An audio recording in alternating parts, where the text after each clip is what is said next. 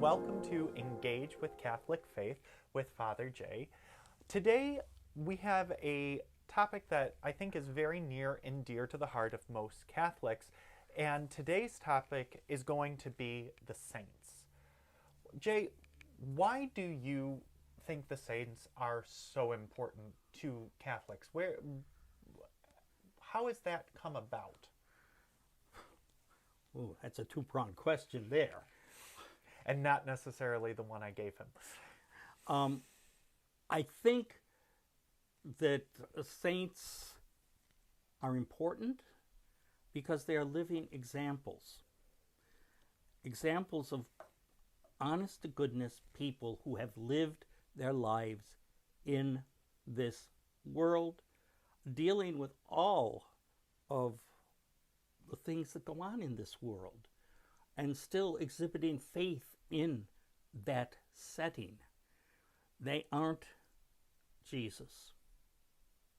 They aren't perfect. They make mistakes, and yet they still live a good and holy life and can be examples for us in certain things. And one of the problems I guess I have with saints are sometimes they just become like they're statues, perfect, and people don't see them in all of their reality, with all of their warts and pimples and everything else, which is a part of their lives. But I think that's important for us to remember, that that is a part of who they were in this world, which did not stop them from becoming members of God's kingdom in heaven. And I think that's the important part. Because what is a saint? Well, technically a saint is someone who lives with God. In the early church, some of the addresses of Paul and the others were to the saints. In this, they called the members of the church saints because they were with Christ on their journey here. We have now reserved that term for those who have left this world, but we believe, actually we proclaim, are in God's kingdom, who have reached eternal salvation and are there. And so they're important as examples. They're also important as people maybe we can relate to. And by relating to them, while we may have a hard time relating to God directly, we can ask their help. Like, sometimes when we're going through something difficult or on earth or some phase, we can ask our friends to pray for us. We do that here. How much more can we do it with someone who we know is in God's presence?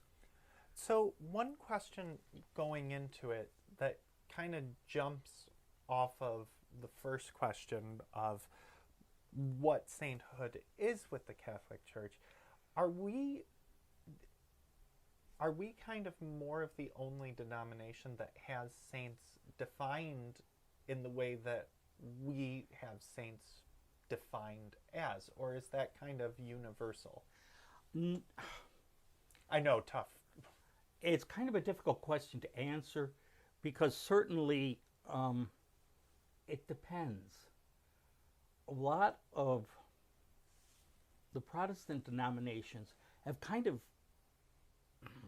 done away with the concept of saints or emphasis on saints because they profess a more direct line to God, God and me. And so the saints become perhaps unnecessary.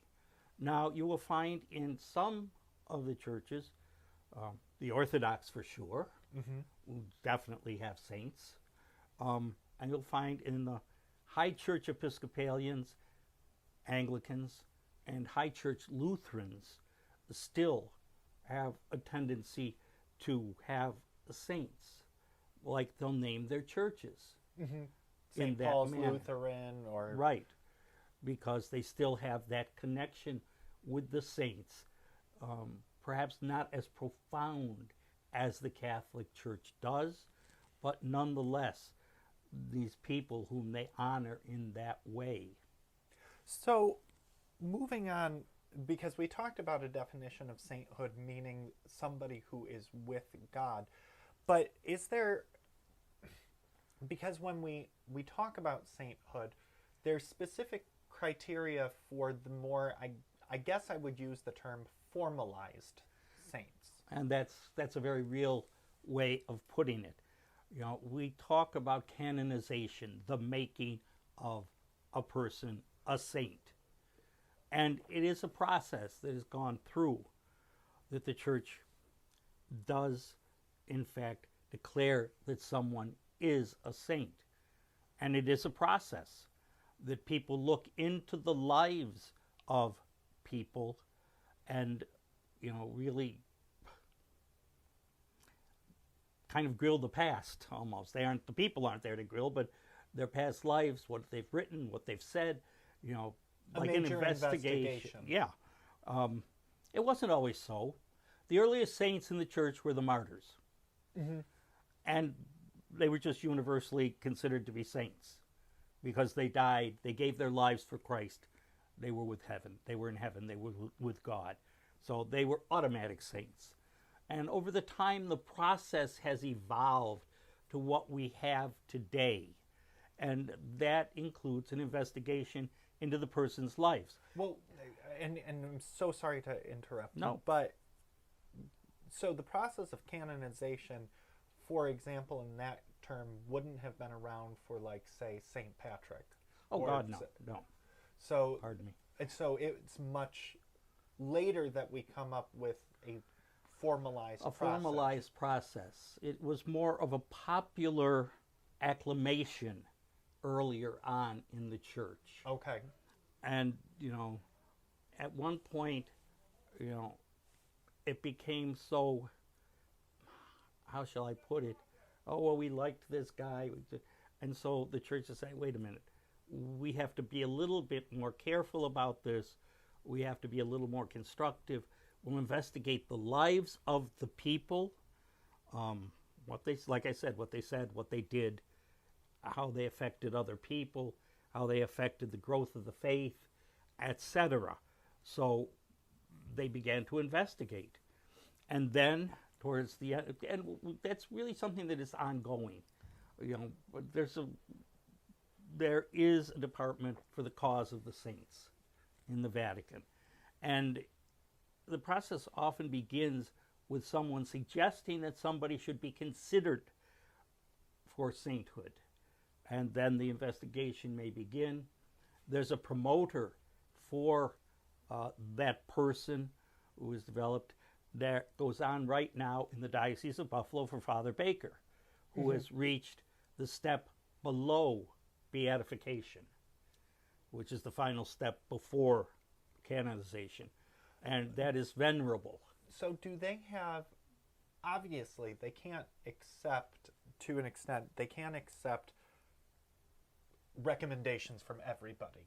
Must it come from that diocese's bishop or the priest? I'm assuming it wouldn't be the lay people unless there's a great number of them. Or unless can there's it be? an upswelling.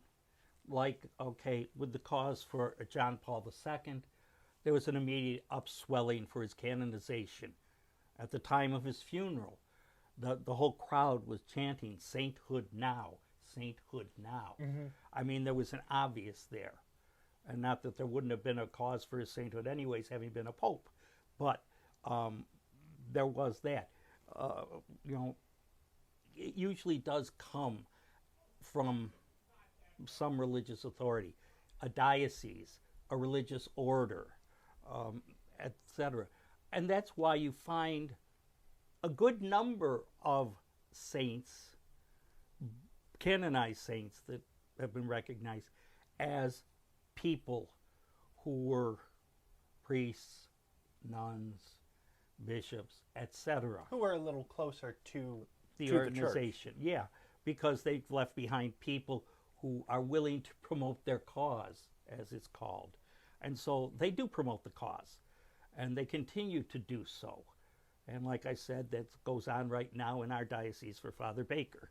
Now, I remember when I was a kid, and I know sometimes they simplify it for kids. I remember that they phrased canonization as 4 specific steps. Is that the case, or was it just overly simplified for children? Well, again, I can't talk to what you were taught because I did not experience that. For us, it was nomination, first miracle, their life work, second miracle, sainthood. That's how they, again, Okay. to children, that was how they Okay. phrased it. Well, that's a basic reality. Kind of like what I just spoke about, nomination, investigation, and then it comes to they want one miracle for beatification and then one miracle for canonization after the beatification. Sometimes when the cause presents itself, the Pope may disregard or say we don't need another miracle. Waiving a requirement Right. because of other Other circumstances. circumstances. Sometimes they don't. And I think, what you described as one miracle, two miracle, well, that was a later development. In my earlier days, there were more miracles needed. Really? Yes. But they've cut back on that for the very simple reason that miracles, most of the time, have involved healings. And with modern medicine, healings become less rare, let's put it that way. And the miraculous aspect of it isn't necessarily as much there as it used to be. And so they reduce the number because they're hard to find. They're hard to find when we have so many cures, so many ways of dealing with illnesses. So now it's 2, and there was a question a little bit about, so when they have the miracle, is it that the miracle is claimed then verified, or do they, while they're investigating the past, do they find something that could be a miracle, or is it Basically, suggested? what they try is in the present Okay. to see if somebody claims, and the promoter for the cause is looking for people who might claim that they prayed to Father Baker and they were healed because of their prayers to Father Baker. That God healed them, not that Father Baker healed them, but that God healed them through his prayers. So it's not a we're digging through their past to find something. It's more of a what happened through their More intercession, recently, I guess yes. would be the word. Yes, and that's the way they go through it. And of course, for better or for worse, they do investigate these to find out if there was some other possible cause for their healing. Because, as I said, most miracles involve healings. So, going through our next aspect, obviously there are some saints that we hold very, very near and dear. My personal favorite is definitely Saint Anthony, because I am well known for losing everything. And sometimes it does help. But obviously Paul is probably one of the most prominent saints, because what we have comes so much through Paul's letters and writings. Right. But are there any other that stand out that would be, aside from Paul, of this one really helped change the direction of the church, or help grow the church, or correct Peter the to church? start out with. Well, absolutely. And and today's the feast of St. James the Apostle, so there are those. Certainly there are people throughout time. St. Augustine was very prominent in his theological and philosophical renderings of doctrines to be understood. St. Ambrose, the early fathers of the church, Saints in the east and in the west. St. John Chrysostom, more in the east, but still very highly regarded in the west as well. And you go on. And there are particular saints that have a particular meaning to certain areas. You mentioned St. Patrick before. Okay, that's the whole with the Irish. And there are national saints that are very well established. St. Louis of France, for instance.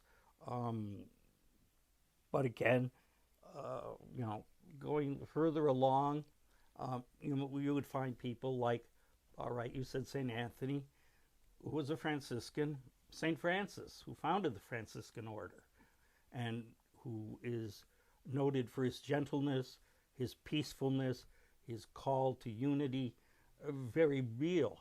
St. Catherine of Siena, who tried to bring the church back together by urging the Pope to get out of Avignon and come back to Rome.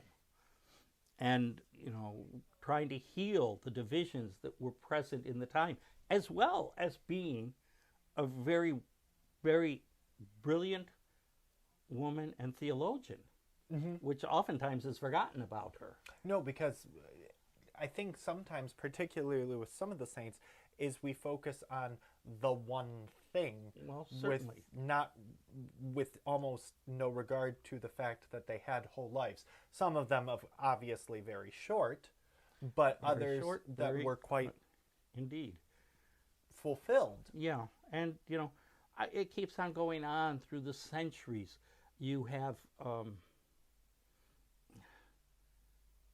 not as well known, but perhaps, but like Saint John Bosco, who was gathering a community together to help with poor children, especially boys, and educating them, and many others in that line in the 17th and 18th and 19th centuries. So they were working on that. You find the American saints, St. Elizabeth Ann Seton, who was very famous for education of women and founding a school for them and a religious order, even though she was married with children, but her husband had died. Actually, her husband died before she became Catholic. And then you have St. John Neumann, although he was Neumann, who was born in I think the Czech Republic. I'm not sure. Bohemia, it says so. I'm presuming that's the Czech Republic rather than Slovakia, but at any rate, His influence is felt here. his in every way.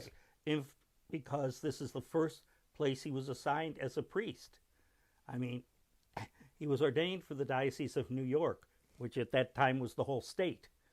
And he was sent out here into the wilderness, and they sent him from downtown Buffalo to Williamsville, but it also included everything around here. Kenmore, where St. John the Baptist, Williamsville, where he founded St. Peter and Paul, and all of the places, even And off the St. Mary Batavian. And Swarmville. St. Mary, all of these places were touched by him because this was his whole territory. And then later on, as he left here and became a Redemptorist, joining a religious order, and then Bishop of Philadelphia, he is also noted for founding the Catholic education system in this country. Now, it's fallen on hard times now, and maybe needs a whole revision, but he was instrumental in founding that educational system, and so he's noted for that. And those are two people who were, in the 1800s in our country. And so they were right here in a certain sense. Yes, they were religious. And again, religious orders, the one that Elizabeth Ann Seton founded, the Redemptorists, plus the Diocese of Philadelphia, which he was bishop of for St. John Neumann, they were all kind of pushing for their sainthood. That's fine. That's not a problem. We have other people that are out there and perhaps are less well known. So switching and jumping, since we were talking about so many American saints, what about the saints of today? Obviously, we know that Mother Teresa, uh, John Paul II, but are there any other saints of today, present, or in our time that kind of stand out to you? Well, that's why I brought my little thing here, particularly for this question, because yes, there is one particular one that stands out to me, and it's amongst others, but he stands out to me for one very reason. He's been called the first millennial saint. He was born the year after you. So, Quite. He died at the age of 15. But he was born in 1991 and died in 2006. And his name is Carlos Acuitas, I think. Yes, Acuitas. Thank you very much. You know who I'm talking about. I think I find his story fascinating. And, he was, in a lot of ways, an ordinary kid. He was a web designer. He built websites on which he expounded on the Blessed Sacrament and the miracles of the Blessed Sacrament throughout the ages. I'm told he also loved video games. I do remember hearing that. And, like I said, an ordinary kid, playing soccer. But there were some outstanding points about him that kind of point away. And the one that stood out to me was his understanding and care for the less fortunate. And he himself was not wealthy. His family was not wealthy by any means. As a matter of fact, he's said to have given away his shoes because he said he didn't need more than one pair to someone who needed. He'd give away his clothes. He'd go and collect his clothes when he found somebody who needed clothing. He'd take his own clothes and give them to him. He would just be that kind of a person. He died at a young age, as I pointed out. He died from leukemia, something that was very sudden. He became ill, I think it was like on the 1st of October or something like that. And 12, 13 days later, he was dead. Oh, I did not know it was that fast. It was that fast. Now, how long he had the leukemia, who knows? But he became sick, and at first they thought it was the flu. But he kept getting worse and worse. And finally, after about a week or so, they discovered that he had this type of leukemia. And that, that was basically it. They didn't have much they could do about it. And, the last things they say about him is the day before he died, he asked to receive communion and in the sacrament of anointing of the sick. He went into a coma the next day and died. And so basically that was it. But coming to think of it, he has been approved for sainthood. The actual canonization ceremony has not yet taken place. It's to take some time in the near future. The Vatican schedules these things, but he has been approved already for canonization. He, as it comes out, he's been buried twice. Mm-hmm. And the second time they dug him up again, and now he's in a glass coffin in a church in Assisi. Mm-hmm. And, basically, he is, and this is what kind of hits me, one of the things, you don't imagine a saint being buried in jeans, sneakers, and a sweatshirt. And he is. And that brings it almost home to the point that you were making earlier of they're real. They are real It's people. tangible warts, flaws, but a holiness about them and all. Right. And an example, I think, for all of us. And going into, the final question, I think in a lot of ways you've kind of answered through it, is as a priest for 40 plus years, as you said in the last video, it seems like your view of sainthood defines that almost an everyman can appeal, can rise to it in small ways and large ways. It's something for all of us. Well, that's the point. We are all called to be saints. We are all called to live in the kingdom of God. That's the calling of Christ. That's what we are about. And that's the road that we are on. Only we can take a detour from it. It's not the canonization that makes a person a saint. The canonization is a recognition by the church, and the church therefore offers these people as examples. And that's why I think this last one that I mentioned, Carlos, is a very good example. A very lively, I should say, example of what it means to be a saint. He was ordinary, but he was also extraordinary. He used his talents. He used them to spread the faith in small ways with his website, in the charity which he exhibited of Christ. I was hungry and you fed me. I was thirsty and you gave me to drink. I was homeless, but basically I was naked and you gave me some of your clothes. And I think that that defines who he was. And it didn't take him years and years of life to come to that conclusion. That was an authenticity about this young teenager. And it was real. His devotion to the Eucharist, his devotion to Christ, and his following in his way as best he could, while simply living a normal life. He didn't spend all of his time up in his room, doing as you these said, things. and he loved video games. He liked video games. Come on, how many people does that hit? I mean, he didn't spend all of his time devoted to them, but he enjoyed them. He enjoyed life in this world, but he also was in love with Christ.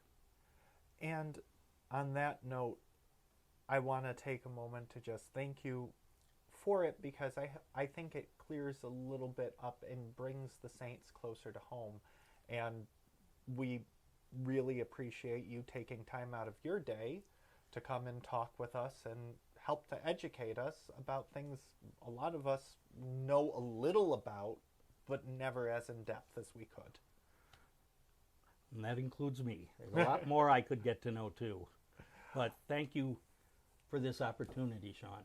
Well, and thank you guys for joining us. We will get these up on Friday. And remember, please send in more questions. We love to get them and we love to answer them. Have a wonderful and blessed day, and we'll see you in church. Take care now. Bye.